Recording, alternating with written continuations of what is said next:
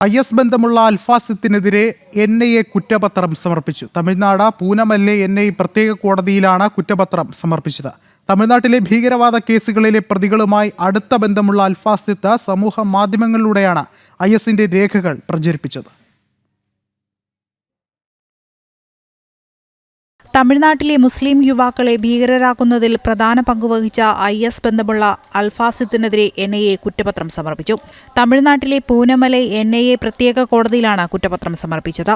നിരവധി ഭീകരവാദ കേസുകളിൽ പ്രതികളായ മുഹമ്മദ് ആഷിഖ്, സാത്തിക് ബാച്ച എന്നിവരുമായി അടുത്ത ബന്ധമുള്ളയാളാണ് അൽഫാസിത്ത് എന്ന കുറ്റപത്രത്തിലുണ്ട്.